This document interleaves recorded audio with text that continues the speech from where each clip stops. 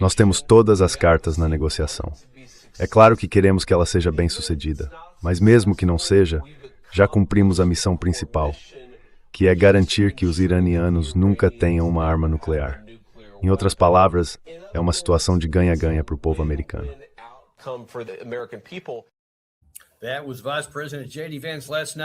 Ontem à noite, o vice-presidente J.D. Vance falou na Fox News, explicando que aconteça o que acontecer com essas negociações, estamos em uma boa posição e no controle da situação. Agora, se isso soa meio familiar para você, deveria soar, porque na minha opinião, ele está preparando o terreno para o chamado plano de saída. Eu venho dizendo há bastante tempo, mesmo antes desses chamados memorandos de entendimento serem assinados e tudo mais, que a melhor jogada para o presidente Trump seria justamente adotar o plano de saída. Porque há muitas questões complexas que dependem de vários atores externos concordarem, e isso simplesmente não dá para resolver em pouco tempo. Talvez nem seja possível resolver na mesa de negociação. Mas o plano de saída é o menor dos males, porque não dá para continuar nesse caminho, empurrando o problema semana após semana, mês após mês, dizendo a gente resolve depois. Existem pontos de pressão reais que estão chegando a curto prazo.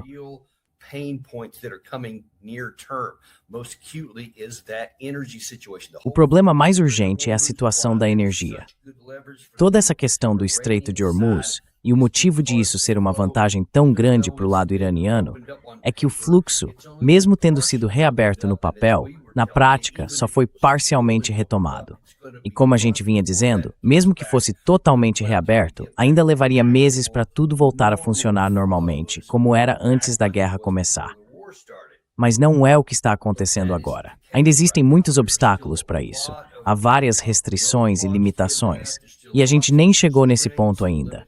A gente viu, com esses ataques de um lado e do outro nos últimos dias, que até isso acabou sendo interrompido.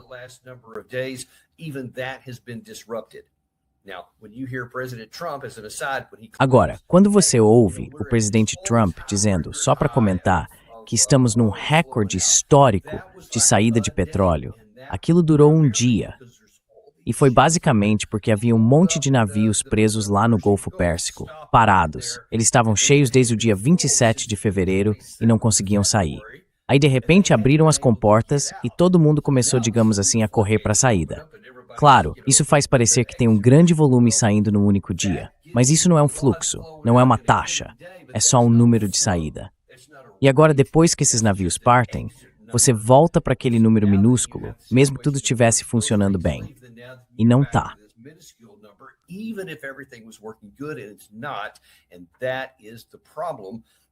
E esse é o problema, porque a gente tem algo chamado reserva estratégica de petróleo, e eu já vou mostrar onde isso entra nessa história, em só um segundo.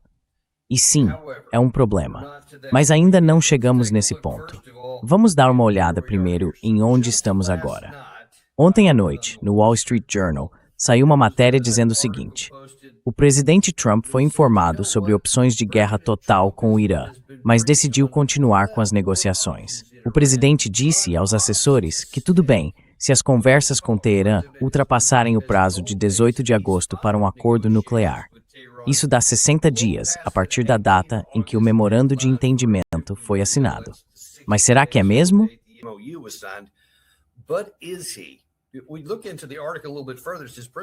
A gente analisou o artigo com um pouco mais de atenção.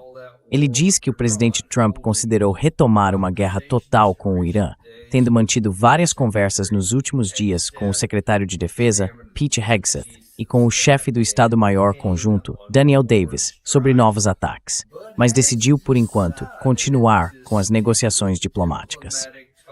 Segundo autoridades americanas, essas conversas giraram em torno de se os Estados Unidos deveriam abandonar as negociações e partir para ataques em larga escala contra o Irã. Um dos oficiais disse que alguns chegaram a descrever isso como terminar o trabalho.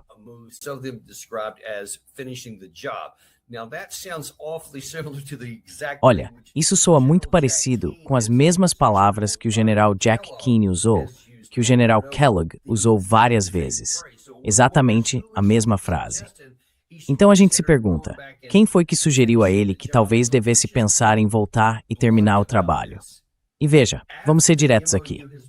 Depois que o memorando de entendimento foi assinado, e se não me engano, o primeiro cessar-fogo entrou em vigor no dia 8 de abril, agora já estamos em julho. Então é bastante tempo para depois da implementação do memorando, começar a pensar que talvez essa coisa da diplomacia seja difícil demais e que o melhor seria voltar para uma guerra total.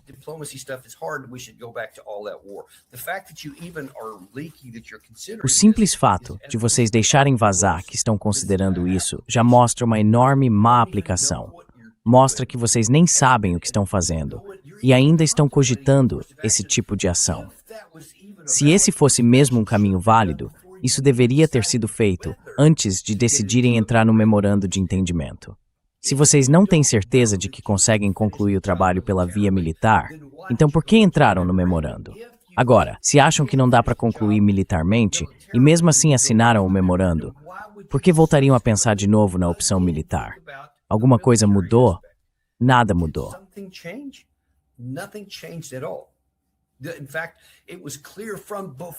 Na verdade, isso já estava claro antes mesmo da guerra começar. E a gente avisou isso com todas as letras. Muita gente que participou do nosso programa também avisou com todas as letras que era um objetivo militarmente impossível tentar destruir o regime iraniano, tentar fazer a economia, o país e o governo entrarem em colapso, tomar o controle do país, provocar uma mudança de regime e ainda fazer tudo isso sem perder o controle do Estreito de Hormuz. Nada disso estava nem perto de ser viável. Mesmo assim, a gente fez. Então, quem quer que estivesse aconselhando ele naquela época, e o secretário da guerra Pete Hegseth é o primeiro dessa lista, deu conselhos muito ruins, contrários ao que o Tucker Carlson disse para ele, como mostrou aqui no programa, contrários ao que o Joe Kent disse, como mostrou aqui, e contrários ao que nós mesmos dissemos.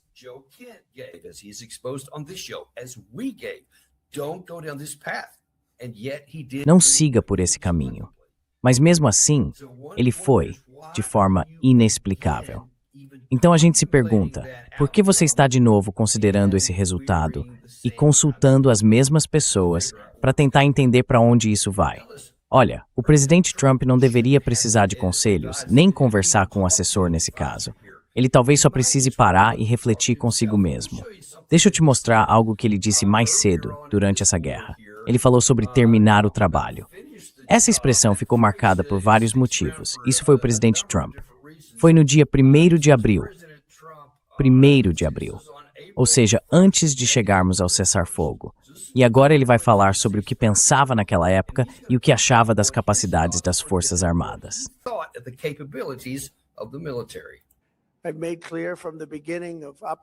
Deixei claro desde o início da Operação Fúria Épica que vamos continuar até que nossos objetivos sejam totalmente alcançados. Graças ao progresso que tivemos, posso dizer hoje à noite que estamos no caminho certo para concluir todos os objetivos militares dos Estados Unidos em breve, muito em breve. Vamos atacá-los com força total nas próximas 2 ou 3 semanas. Vamos levá-los de volta à Idade da Pedra, que é onde eles pertencem.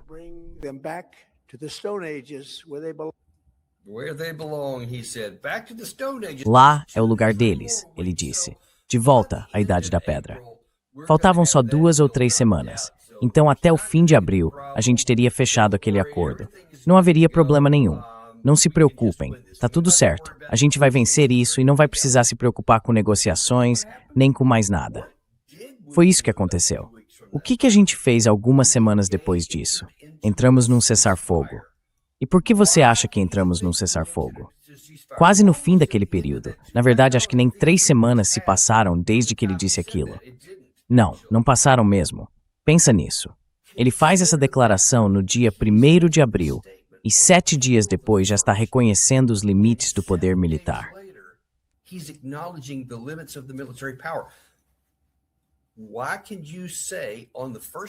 Como é que alguém pode dizer, no dia 1º de abril, que vai bombardear eles até a Idade da Pedra e que em 2 ou 3 semanas a guerra vai acabar?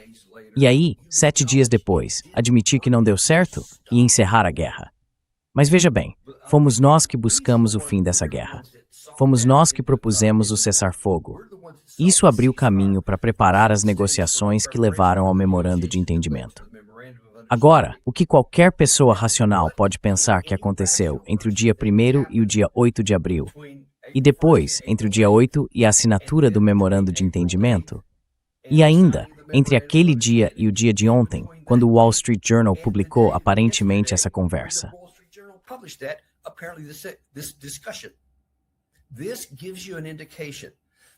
Isso mostra um pouco de como é o raciocínio nos níveis mais altos do nosso governo. E não estou falando só do presidente Trump. Estamos falando também do secretário de Defesa, do chefe do Estado-Maior Conjunto e de vários outros assessores, provavelmente o almirante Cooper, no CENTCOM. Todas essas pessoas ainda falam sobre isso como se houvesse uma possibilidade real. A gente já ouviu várias vezes que o secretário da Guerra, Pete Hegseth, é um grande e entusiasmado defensor dessa ideia. Mas ele já errou antes, errou durante, errou no memorando de entendimento e está errado agora.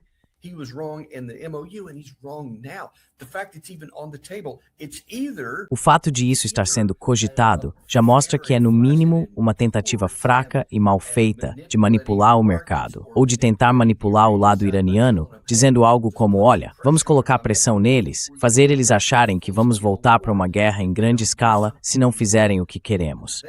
Mas esse navio já partiu. Eles zombam da gente. Você não entende? Eles zombam abertamente da gente. E eu estou falando literalmente. Nas exposições, nas declarações públicas, eles tiram sarro da gente, porque sabem. Eles aguentam o tranco. Sabem o que temos nos nossos estoques. Sabem quais são as próprias capacidades de defesa. E sabem que estão no controle da situação.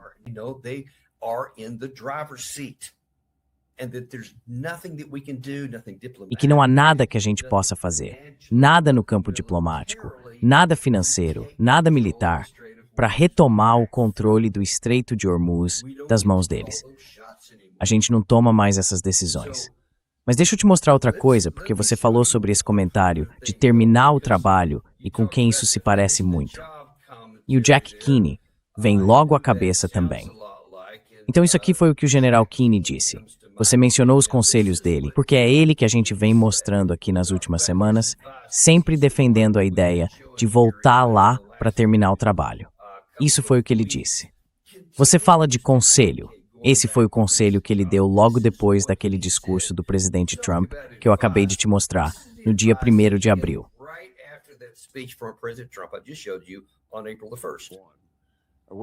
Em que ponto a gente está na operação e no progresso que já fizemos?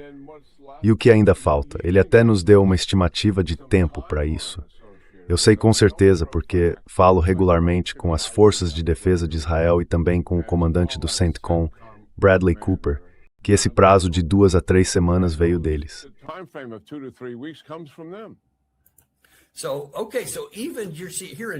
Então tá bom. Você está ouvindo Jack Keane e também, pelo que parece, a menos que ele esteja mentindo, o comandante do Comando Central, o Bradley Cooper e o pessoal das Forças de Defesa de Israel.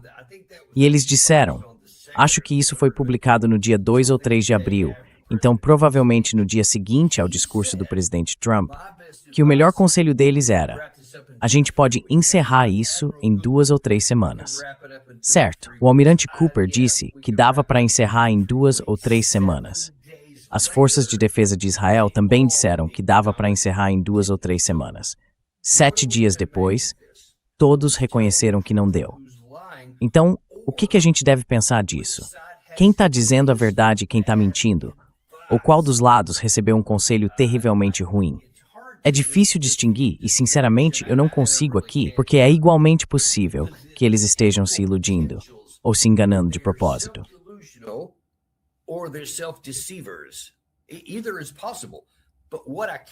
Pode ser uma coisa ou outra.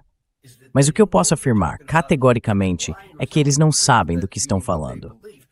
E mentindo ou dizendo a verdade, no sentido do que acreditam, eles estão completamente errados. E isso nem é uma opinião. É só olhar para os destroços no campo de batalha. É só ver o que a gente não conseguiu alcançar. Não importava quantos mísseis tínhamos, quantos mísseis de defesa aérea, quantos navios, porta-aviões, F-35, F-16, F-15 e F-22. Toda essa parafernália impressionante, todos esses mísseis avançados, ataque MS, JASSMs, o que quiser. A verdade é que não tivemos sucesso. Eles resistiram mais do que nós, aguentaram firme, construíram uma defesa quase impenetrável ao que tínhamos. E isso inclui todas as nossas capacidades de guerra econômica. Tentamos impor isso ao Irã.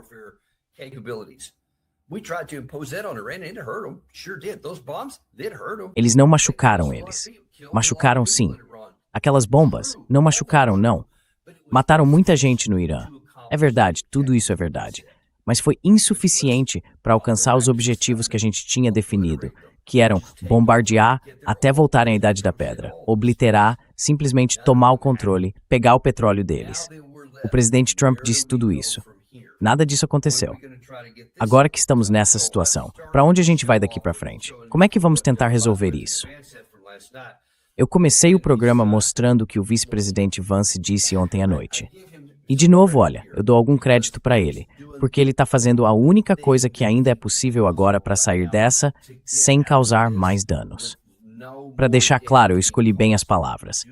Não existe uma boa opção, não existe uma boa saída.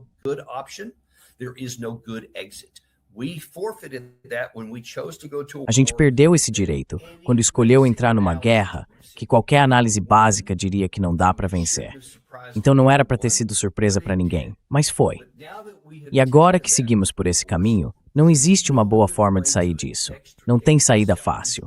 A única saída é tentar não causar ainda mais estrago. É aquele ditado: se você está num buraco, pare de cavar. E o vice-presidente Vance está tentando fazer exatamente isso. E, sinceramente, o que mais ele pode fazer? Ele está tentando enfeitar o problema, dar uma aparência melhor para algo que não tem como disfarçar.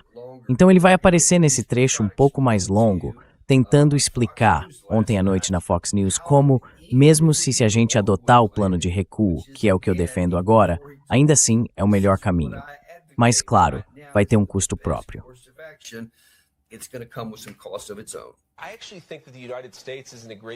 Na verdade, eu acho que os Estados Unidos estão numa ótima posição, seja qual for o resultado final da negociação.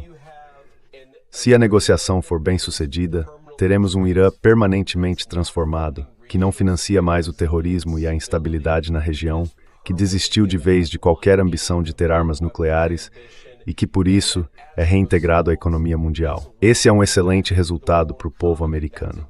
É um ótimo resultado para toda a região.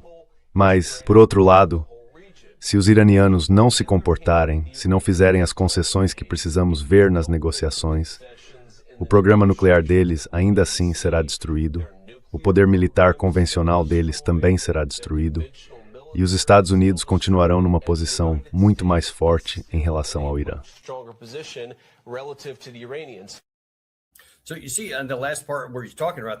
Então você vê na última parte, quando ele está falando ali, ele diz algo como, olha, mesmo que a gente não consiga nenhum acordo, mesmo que eles não negociem com a gente, e mesmo que a gente não consiga o que quer com o Estreito de Hormuz ou qualquer coisa desse tipo, ainda assim o exército deles está praticamente destruído. O programa nuclear deles foi atrasado por muitos e muitos anos, provavelmente. E ele disse, sabe, o equilíbrio de poder relativo ainda está a nosso favor. E isso é verdade em todos os casos. As novas instalações deles, da Operação Martelo da Meia-Noite do ano passado, ainda estão bastante em ruínas, pelo menos na superfície. Ninguém sabe ao certo o que está acontecendo lá dentro, mas muito provavelmente essas instalações ainda estão intactas embaixo daquelas montanhas.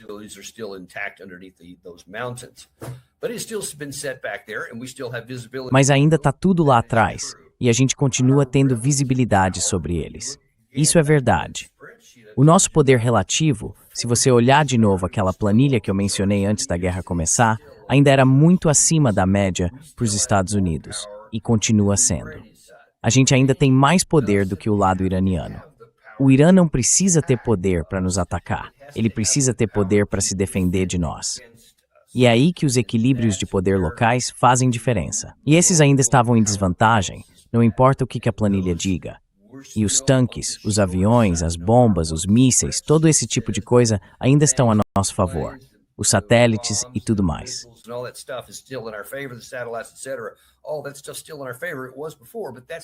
Isso ainda joga a nosso favor. Já jogava antes. Mas não é disso que a gente precisa para vencer a guerra que começamos. O Irã sabe muito bem disso. E justamente por causa dessas realidades, que o lado iraniano conhece melhor do que muita gente nos Estados Unidos, eles sabem que tem vantagem. Então vão segurar firme até conseguirem o que precisam, porque também entendem que apesar do que o presidente Trump disse, e já volto a esse ponto, você viu aqui no Wall Street Journal, né? O presidente disse que tudo bem se as negociações com Teherã passarem do prazo de 18 de agosto. Mas será mesmo?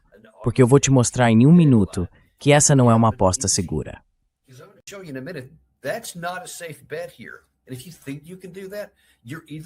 E se você acha que consegue fazer isso, então, de novo, ou você está mentindo, ou está se iludindo, porque a gente não tem tempo sobrando para deixar essas coisas paradas. E talvez seja isso que o vice-presidente Vance está tentando preparar aqui, porque ele sabe que o relógio está correndo e precisa resolver isso logo, de um jeito ou de outro. Bom, vamos dar uma olhada em outras coisas que ele disse. Ele falou, olha, se der certo, ótimo. Pois é, maravilhoso. E se unicórnios pudessem voar, muitas crianças ficariam felizes também. Eles não têm um programa nuclear, não estão cobrando pedágio, não estão apoiando grupos por procuração. Tudo isso fazia parte da lista de desejos antes. Pois bem, eles não vão fazer isso agora. Então tira essa parte da equação.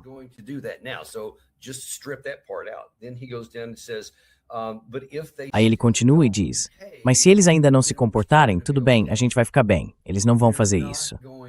Então, o que sobra pra gente é a parte do então a gente pode. Se eles não se comportarem, então a gente pode simplesmente se afastar. Agora, tem alguns problemas sérios com isso, porque na prática você está preparando o terreno para isso, o que eu reconheço e apoio. Mas olha, conseguir fazer isso, não dá para subestimar o quão difícil politicamente e internamente isso seria. O presidente Trump tem enfrentado todo tipo de ataque pesado, especialmente da esquerda e dos seus adversários políticos aqui nos Estados Unidos, e também de muita gente da direita que era contra a guerra desde o começo, como Tucker Carlson, a Marjorie Taylor Greene e vários outros. Então, ele já vem levando fogo desses lados.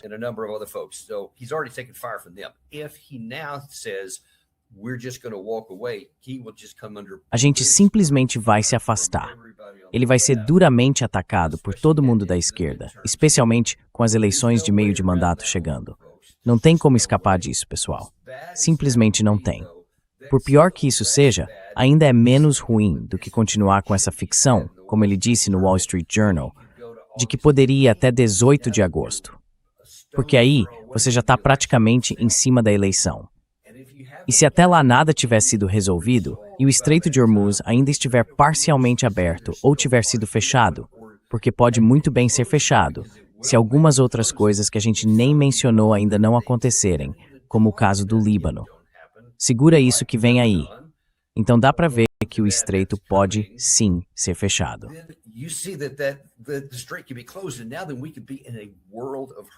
E agora, a gente pode estar caminhando para uma situação financeira bem complicada.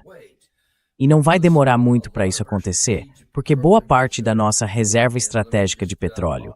Deixa eu mostrar isso aqui rapidinho, porque é realmente importante. Esse é o Chris Martinson, que já participou do nosso programa e provavelmente vai voltar na semana que vem, se a gente conseguir ajustar as agendas. Eu disse o seguinte, se a gente fizer uma liberação responsável da Reserva Estratégica de Petróleo, a SPR, ela dura até o dia 4 de outubro, antes de acabar. Mas se forem respeitados os mínimos exigidos pelo Departamento de Defesa, ou como alguns ainda chamam, o Departamento de Guerra, que reserva 243 milhões de barris só para o uso militar, então a gente tem até, e não, isso não é erro de digitação, até o dia 10 de julho. Você entende o que isso significa?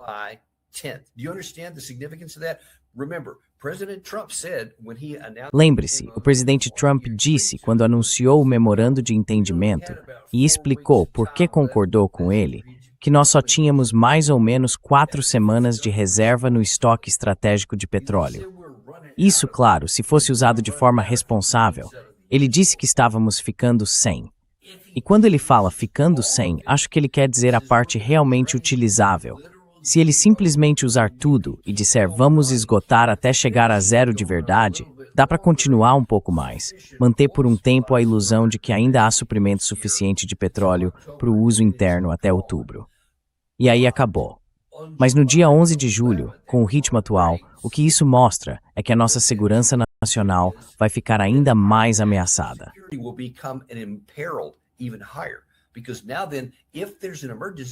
Porque agora, se acontecer uma emergência em algum lugar, esse combustível deveria ser usado para fins militares, para produzir diesel para os veículos, para fazer combustível de aviação, para os caças e outros tipos de aeronaves que a gente tem. Se você se livra disso e acontece alguma coisa inesperada, que é justamente o motivo de existir a reserva estratégica de petróleo, a gente pode literalmente parar tudo e perder uma guerra antes mesmo de chegar ao campo de batalha. É um problema enorme. Isso nem deveria estar sendo considerado, muito menos levado adiante. A reserva nunca deveria ter sido usada como ferramenta para segurar o preço da gasolina por motivos políticos internos, porque isso coloca o país em risco. E isso já foi feito. Essa parte já está decidida.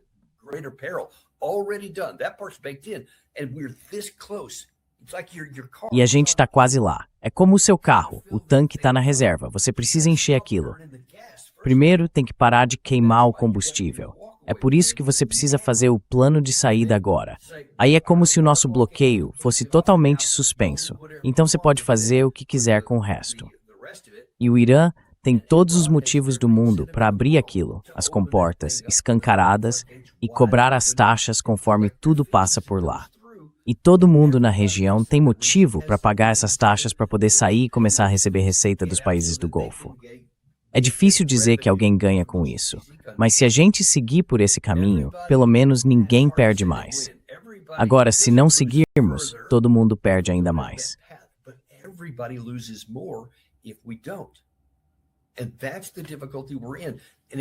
E é aí que está a dificuldade em que a gente se encontra.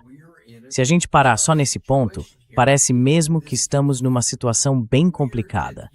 É estranho até ouvir você falar em voltar a operações militares. Isso agrada a sua base. E muitos caras como o Jack Keane e o Mike Pompeo, que têm uma verdadeira obsessão por guerra, e continuam dizendo isso abertamente. Mas todo o resto está olhando para aquela reserva estratégica de petróleo e dizendo, com licença, senhor, mas será que dá para parar com isso agora? E todos os nossos aliados na região, pode ter certeza, querem tirar esse assunto da mesa o mais rápido possível, seguir em frente, porque isso ainda está custando caro para eles todos os dias. Eles continuam perdendo uma quantidade enorme de receita e está cada vez mais difícil fazer as coisas chegarem lá.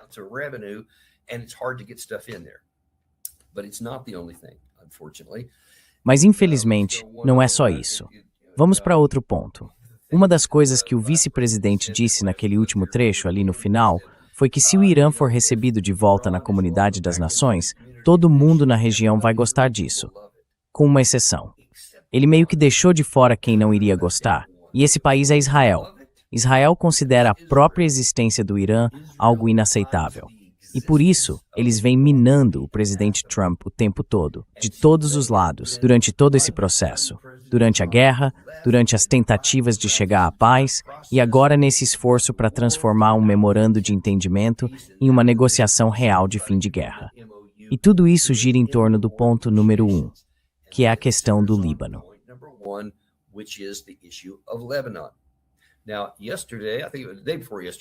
Ontem, aliás, acho que foi anteontem, desculpa, o Benjamin Netanyahu foi ao Líbano e ele disse, falando com as tropas dele lá, a nossa posição é que não vamos sair do sul do Líbano até que a ameaça seja eliminada. E adivinha quem decide quando essa ameaça está eliminada? O próprio Benjamin Netanyahu.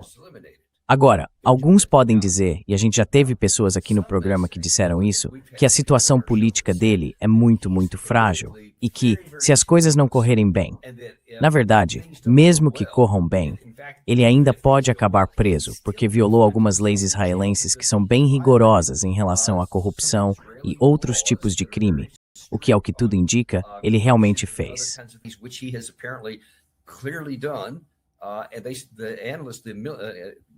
Os analistas jurídicos em Israel dizem que é bem provável que ele acabe preso assim que o julgamento começar.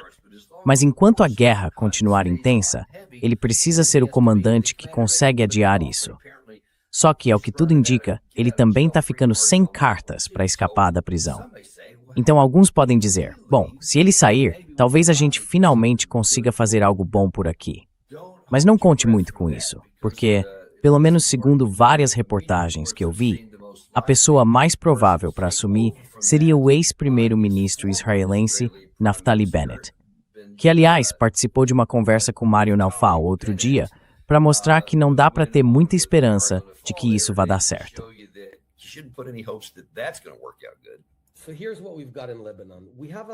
Então é o seguinte sobre o que está acontecendo no Líbano. A gente tem um governo que aparentemente quer fazer o que é certo. O governo parece querer reconstruir o país para o bem do seu povo.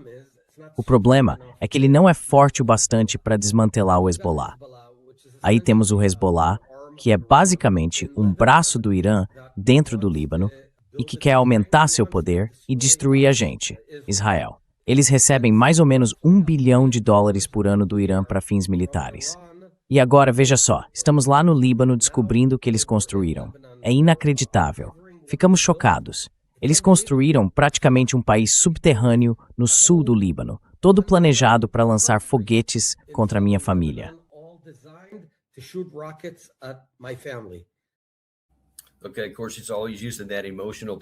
Tá claro, ele sempre usa esse apelo emocional. Ah, estão atirando foguetes na minha família. Sintam pena da minha família. Mas quase tudo que ele disse ali é completamente mentira. Eu não tenho dados sobre essa história de que o Irã dá $1 bilhão por ano para o Hezbollah. Acho isso muito, muito improvável, porque o orçamento militar do Irã é algo em torno de $11 bilhões. Ou pelo menos era antes da guerra começar. Então é difícil imaginar que eles dariam quase 10% disso para um dos seus grupos aliados. Mas vai saber, né? Coisas mais estranhas já aconteceram. Disso aí, eu não tenho certeza.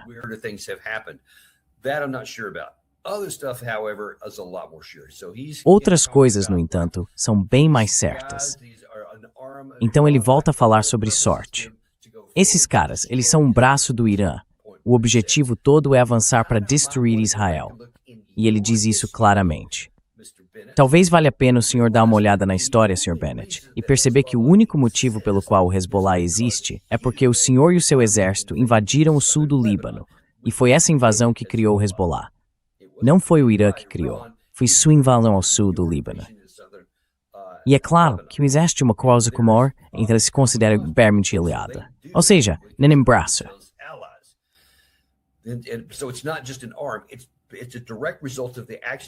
Isso é resultado direto das ações que você tomou no passado, e agora você colhe o fruto amargo disso. E claro, eu também destaco que você vai colher frutos amargos no futuro, por causa de tudo que vem acontecendo nos últimos 2 ou 3 anos. Mas isso é assunto para outro dia. Outra coisa que ele mencionou foi o seguinte. Ele disse, olha, o que a gente encontrou lá nos deixou chocados. Mentira descarada. Isso é patético, nem é uma boa mentira. Chocado? Ah, por favor. Todo mundo sabe que todo mundo na região cava túneis. O Irã cava túneis, o Líbano cava túneis, o Hamas cava túneis. Isso é conhecimento comum. Não vem com essa história de que você ficou chocado.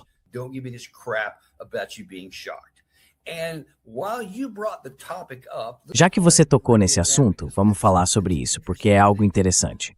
Você acabou de dizer que eles querem destruir Israel.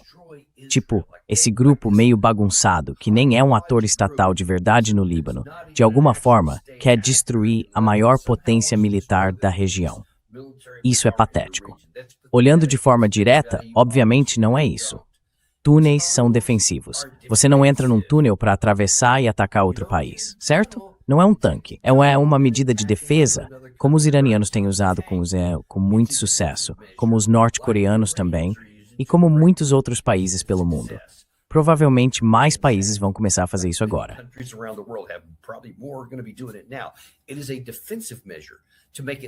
É uma medida defensiva para dificultar que você entre, invada, ataque e tenha sucesso. Eu realmente acho difícil entender por que as pessoas ainda dão atenção e credibilidade para esse tipo de coisa. é algo puramente defensivo. Então isso quer dizer que só vai ser um problema para você se você atacar o país deles. Fique fora do Líbano, não ataque, e você não vai ter com o que se preocupar. Porque o que a gente não tem visto, pelo menos não em números significativos ao longo dos anos, é o Hezbollah lançar foguetes contra Israel do nada. Eles já fizeram isso muitas vezes, mas em resposta a algo que Israel fez. Agora, pode ser que existam alguns casos de que eu não tenha conhecimento. Talvez sim.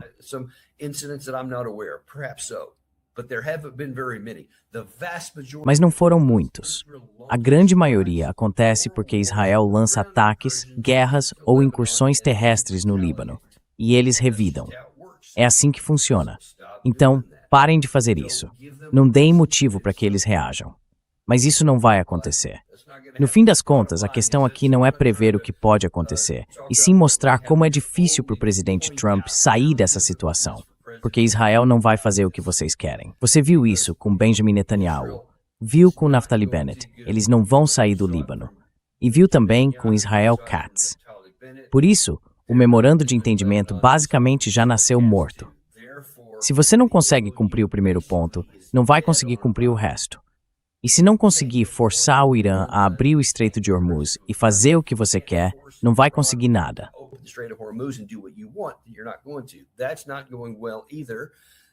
Isso também não está indo bem, porque olha só, depois de anos de guerra, dizem que Omã está propondo uma zona livre de Hormuz.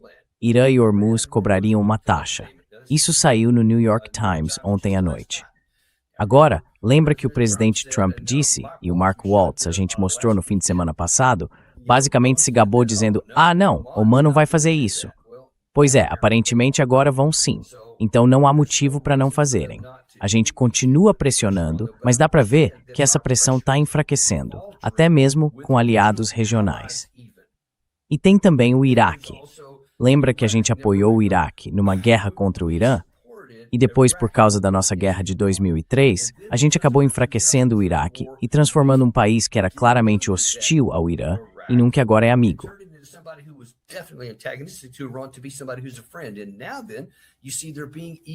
E agora, olha só, eles estão sendo ainda mais amigáveis hoje. Isso está minando o que os Estados Unidos estão tentando fazer. Estamos perdendo a batalha em todos os lugares. Estamos perdendo a batalha para controlar Israel, para controlar o Iraque, para controlar Omã. E pode acreditar, outros vão acabar entrando nesse mesmo grupo em breve.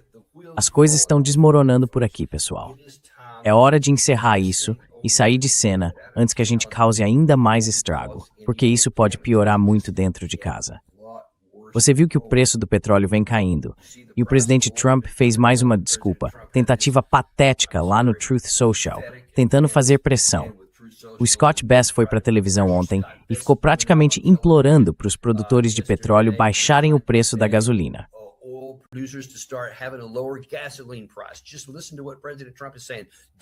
É só ouvir o que o presidente Trump está dizendo. Não olhe para o estoque estratégico de petróleo diminuindo. Não olhe para o Estreito de Hormuz, que continua congestionado, sem abrir e sem nenhuma perspectiva de melhora. Não olhe para nada disso. Só ouça o presidente Trump, porque ele quer isso para ele mesmo. Isso é insustentável. Eles não conseguem fazer. Simplesmente não vão conseguir. E não vão fazer. O presidente Trump está perdendo as batalhas em todos os lugares que você olhar. E em breve, as redes sociais não vão mais funcionar para ele.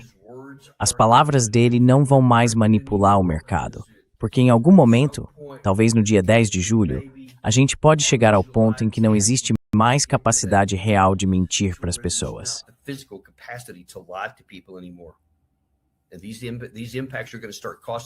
E esses impactos vão começar a custar caro, e o preço da gasolina vai voltar a subir. Ele pode culpar o mundo inteiro o dia todo, mas os fundamentos são os fundamentos. E a gente está perdendo a disputa de influência. Já passou da hora de o presidente ouvir, não o chefe do Estado-Maior Conjunto, e com certeza não o Pete Hegseth, que devia ser demitido porque perdeu essa guerra e deu conselhos ruins para o presidente antes. Nem o almirante Cooper, nem o presidente Kane. Não ouça nenhum desses caras. Ele precisa ouvir o vice-presidente J.D. Vance e aceitar essa saída difícil enquanto ainda dá tempo. Porque se isso continuar por muito mais tempo, o custo vai ser maior do que qualquer um de nós pode suportar. Muito obrigado, pessoal. A gente agradece de verdade. A gente se vê amanhã no programa The Daniel Davis Deep.